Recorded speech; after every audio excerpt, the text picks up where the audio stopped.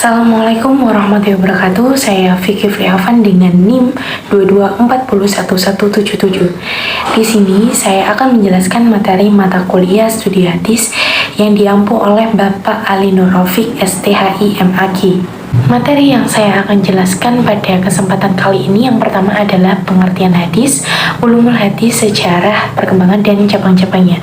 Yang kedua, kita akan membahas tentang sejarah hadis sebelum dibukukan masa Nabi, sahabat, dan tabi'in.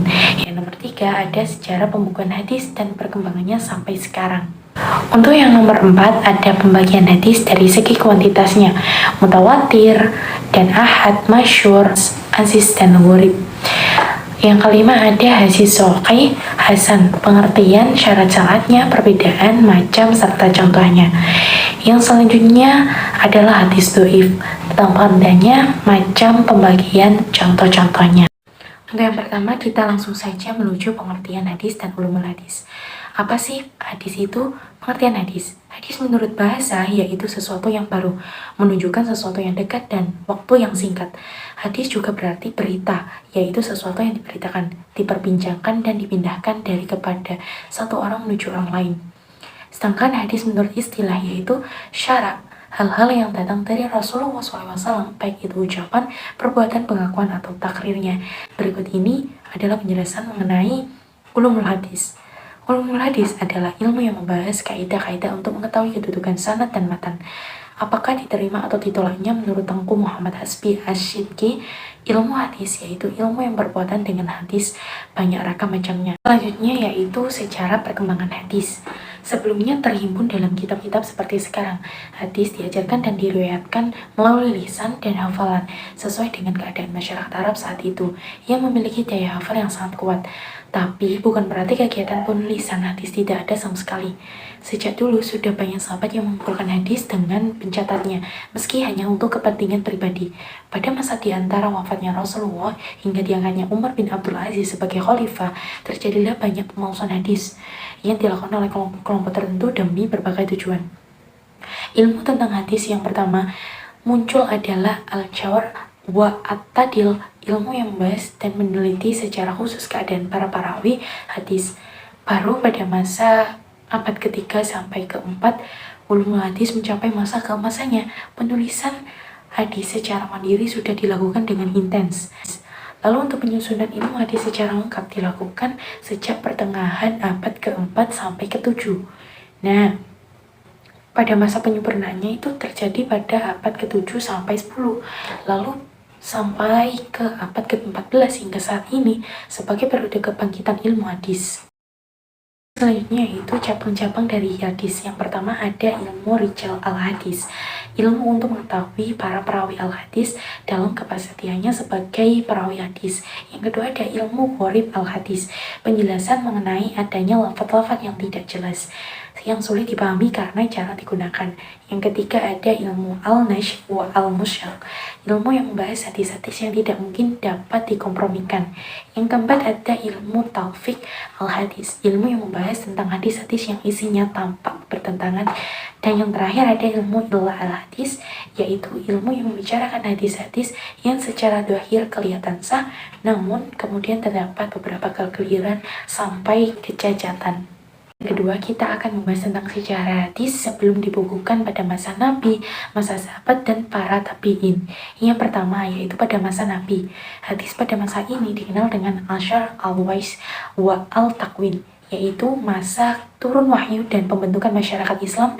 Keadaan seperti ini menuntut keseriusan, kehati-hatian para sahabat sebagai pewaris pertama ajaran Islam. Wahyu yang diturunkan Allah Subhanahu wa Ta'ala dijelaskan Nabi melalui perkataan, perbuatan, dan takrirnya, sehingga apa yang didengar dan disaksikan oleh para sahabat merupakan pedoman bagi amaliyat dan ubadiyah mereka. Ada beberapa cara Rasulullah SAW dalam menyampaikan hadis. Yang pertama yaitu saat tamat pengajian yang diadakan oleh Nabi SAW untuk membina para jamaah. Yang kedua, dalam banyak kesempatan Rasulullah juga menyampaikan hadisnya melalui para sahabat tertentu yang kemudian disampaikan kepada orang lain. Jika hadis yang disampaikan berkaitan dengan persoalan keluarga dan membutuhkan kebutuhan basic biologis, maka hadis tersebut disampaikan melalui istri-istri Nabi SAW.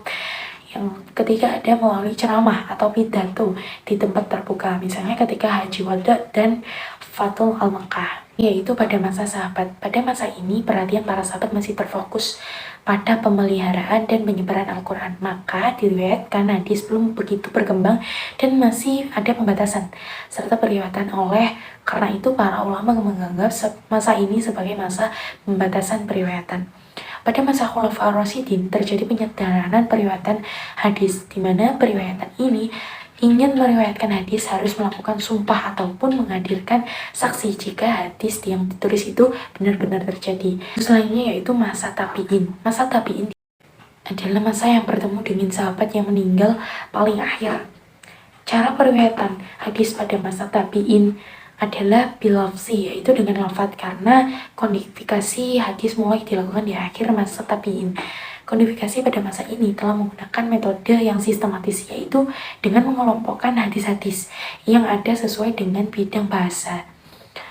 Walaupun dalam penyesuaian masih bercampur antara hadis Nabi untuk qaul sahabat dan tabi'in, bagaimana telah terdapat dalam kitab Al-Mutawatir Imam Malik, barulah pada awal abad kedua Hijriah dalam kodifikasinya hadis telah dipisahkan dari qaul sahabat dan tabi'in. Yang ketiga, materi ketiga yaitu sejarah pembukuan hadis dan perkembangannya sampai sekarang. Saat ini satu persatu penghafal hadis meninggal dunia. Misalnya daerah kekuasaan Islam juga membuat para penghafal hadis terpencar-pencar ke berbagai wilayah. Di tengah kondisi itu, upaya pemulusan hadis demi memuluskan berbagai kepentingan merajalela. Nah, jadi pada abad ketiga Hijriah, para ulama mulai memilih hadis-hadis sahih dan menyusunnya ke dalam berbagai topik. Abad ini disebut sejarah Islam sebagai era tadwid.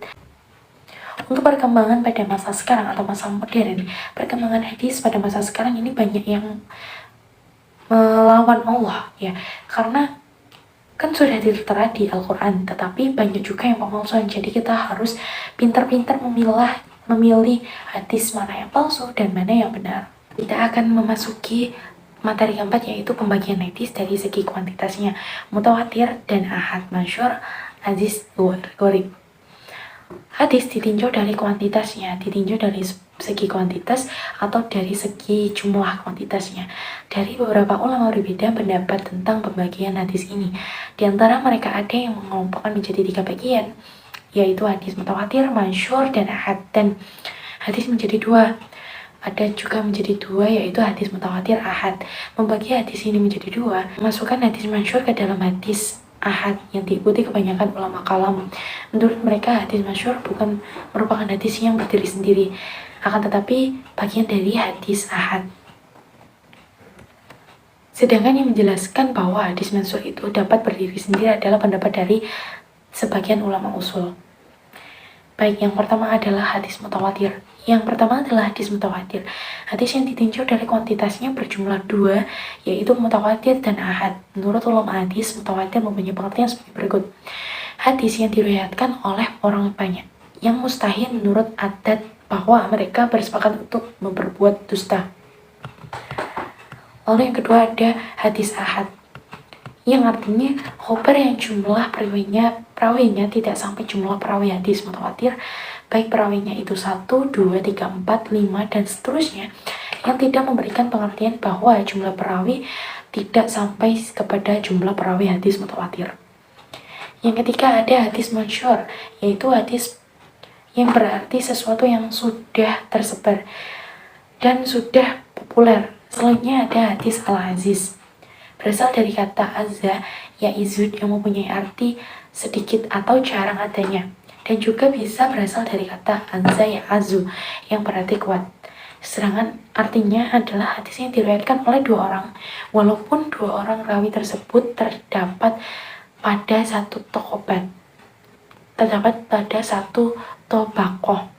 Kemudian setelah itu orang-orang yang meriwayatkannya diriwayatkan oleh orang banyak. Kemudian ada hadis warib, yaitu hadis yang di dalam sanadnya terdapat seorang yang menyendiri dan meriwayatkannya di mana saja menyendiri dalam sanad itu terjadi. Kita akan memasuki materi kelima, yaitu hadis sahih hasan, pengertian syarat-syaratnya, perbedaan macam serta contohnya. Pertama, pengertian hadis sahih didefinisikan oleh Ibnu al-Ash'ala Syahlah sebagai berikut hadis yang disandarkan pada Nabi SAW yang sanadnya bersambung. Diriwayatkan perawi yang adil dan dihabit hingga sampai akhir sanad, tidak ada kejanggalan dan tidak berbelit-belit.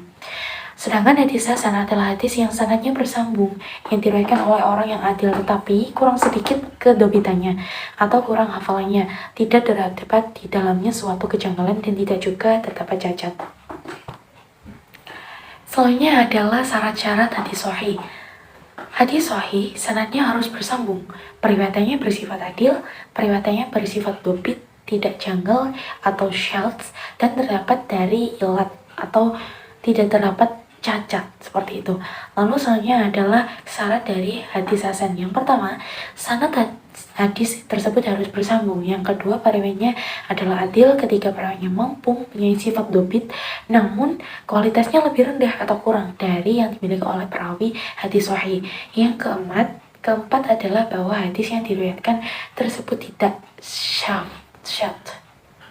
Nah, untuk perbedaan antara hadis sahih dan hadis hasan terletak pada kedobitannya. Jika hadis sahih tingkat kedobitannya harus tinggi, maka hadis hasan tingkat kedobitannya berada di bawahnya. Contohnya saja, hadis hasan adalah seperti hadis yang diriwayatkan oleh Muhammad bin Amr bin Alqamah dan Salamah dari Abu Hurairah. Untuk macam dari hadis sahih merupakan hadis yang disandarkan kepada Nabi SAW yang sanadnya bersambung, diriwayatkan oleh perawi yang adil dan dobit hingga sampai akhir sanad, tidak ada kejanggalan dan tidak berikat. Hadis sahih ini juga terbagi menjadi dua macam, yaitu sahih li zati dan sahih li ghairihi. Untuk macam-macam hadis hasan ada juga, yaitu hadis hasan zatihi dan hadis hasan li ghairihi.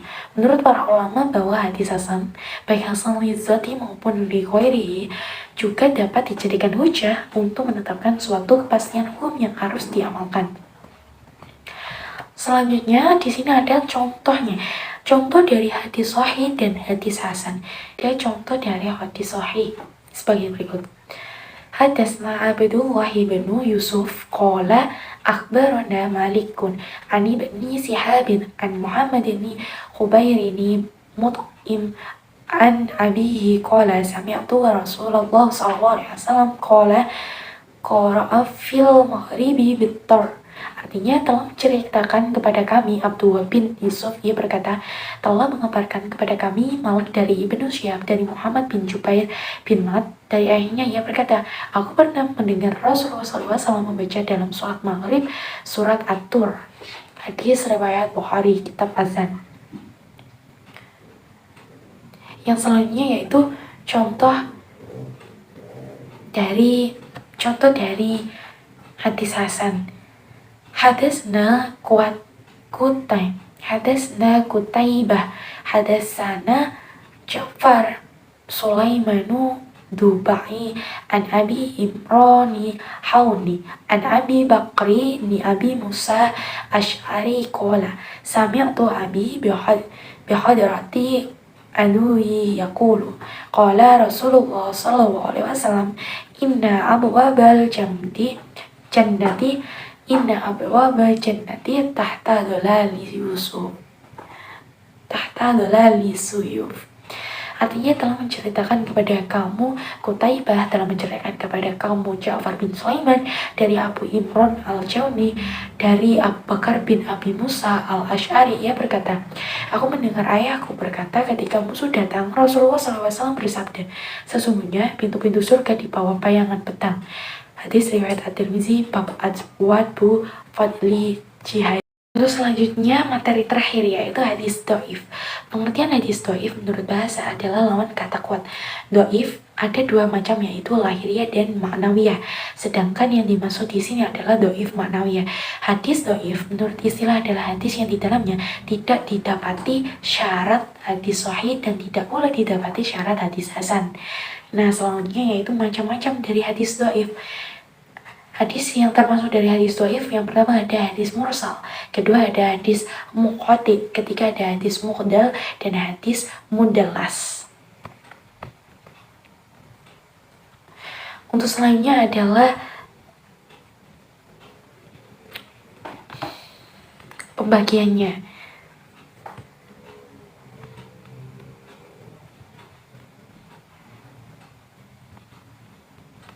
Ya, untuk selanjutnya adalah pembagian dari hadis doif. Yang pertama adalah doif dari sudut sandar matanya. Doif itu sudut sandar matanya terbagi menjadi dua. Ada hadis mauquf dan hadis mautu. Yang kedua ada hadis dari sudut matanya. Hadis syad adalah hadis yang diriwayatkan oleh para perawi yang istiqoh atau terpercaya. Yang ketiga ada doif dari salah satu sudutnya, baik sanad ataupun matan secara bergantian. Yang keempat ada hadis dari sudut matan dan sanadnya secara bersama-sama. Yang kelima ada doif dari segi persambungan sanadnya. Keenam juga ada berhujjah dengan hadis doif. Nah, kita memasuki contoh dari hadis doif. Diriwayatkan oleh Umar bin Rasyid dari Yahya bin Abi Katsir dari Abu Sulaimah dari Abu Hurairah menyatakan bahwa Rasulullah SAW bersabda, barang siapa sholat 6 rakaat setelah sholat maghrib dan tidak berbicara sedikit pun di antara sholat tersebut, maka baginya sebanding dengan pahala ibadah selama 12 tahun. Nah, dari situ sudah terbaca jelas bahwa hadis tersebut sangat doif ataupun tidak benar adanya. Soalnya Imam Ahmad dan Yahya bin Ma'in mengatakan bahwa hadis dari Umar tersebut adalah doif dan tidak bernilai sama sekali. Ini sependapat dengan Imam Bukhari bahwa hadis tersebut termasuk dalam hadis munkar, di mana urutan sanadnya sangat lemah. Nah, itu tadi penjelasan dari materi 1-6 mata kuliah studi hadis. Terima kasih telah menonton video ini, semoga bermanfaat untuk kita semua dan mohon maaf jika ada salah kata yang saya sampaikan. Sekian dari saya, ihdinas syiratal mustaqim. Wassalamualaikum warahmatullahi wabarakatuh.